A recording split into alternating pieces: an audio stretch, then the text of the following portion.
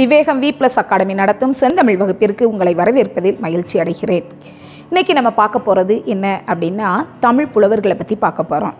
இந்த தமிழ் புலவர்கள் பற்றிய கேள்வி டிஎன்பிசியில் அடிக்கடி கேட்பாங்க. அதனால் நீங்கள் தொடர்ந்து எங்களுடைய வீடியோவை பார்த்தீங்கன்னா நாங்கள் உங்களுக்கு தமிழ் புலவர்கள் பற்றிய வரலாற்று செய்தியை என்ன செய்வோம் உங்களுக்கு கொடுப்போம். சரியா? இப்போ நம்ம இன்றைக்கி பார்க்க போகிறது எல்லாரும் விரும்பக்கூடிய, எல்லாருக்கும் நல்ல அறிமுகமான ஔவையார். ஔவையார் ஒரு தமிழ் பெண்பார் புலவர் அப்படிங்கிறது உங்கள் எல்லாருக்கும் நல்லாவே தெரியும்.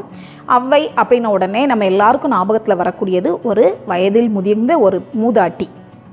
ஔவை அவ்வா அப்படிங்கக்கூடிய சொல்லிலிருந்து தான் ஔவையாருங்கக்கூடிய பெயர் வந்தது. அவ்வா அப்படின்னா மூதாட்டி அல்லது தவப்பெண் அப்படின்னு அர்த்தம். நம்முடைய பழந்தமிழ் அகராதியில் மூதாட்டி அல்லது தவப்பெண் அப்படின்னு என்ன செஞ்சுருக்காங்க, பொருள் கொடுத்துருக்காங்க. அதுபோக அவ்வா அப்படிங்கக்கூடிய சொல்லுக்கு வயது அல்லது அறிவாற்றலில் முதிர்ச்சி அடைந்தவர் அப்படின்னு என்ன செய்யலாம், பொருள் கொள்ளலாம்.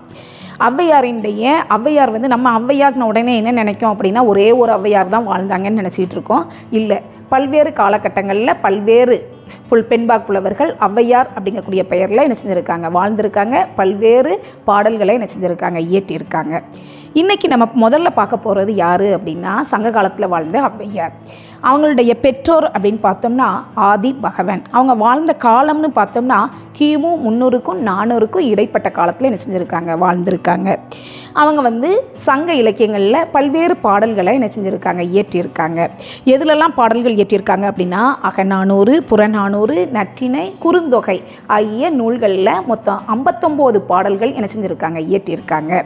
அதில் அவர்கள் இயற்றிய பாடலில் புறத்திணை பற்றிய பாடல்கள் அப்படின்னு பார்த்தோம்னா 33, அகத்திணை பற்றிய பாடல்கள்னு பார்த்தோம்னா 26.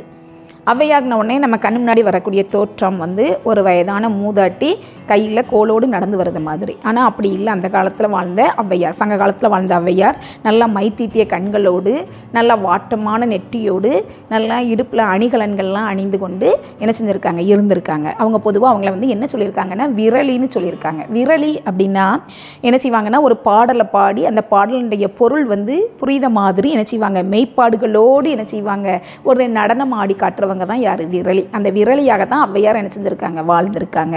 அடுத்தது அறம் பொருள் இன்பம் வீடு பற்றி நன்கு உணர்ந்தவர் தான் யார், ஔவையார். அடுத்தது ஔவையார் கபிலர் புலவர் நம்ம எல்லாருக்கும் நல்லாவே தெரிஞ்சவர். அவருடைய நண்பர் பாரி. பாரி கடையேழு வள்ளல்களில் ஒருவருங்கிறது உங்களுக்கு தெரியும்.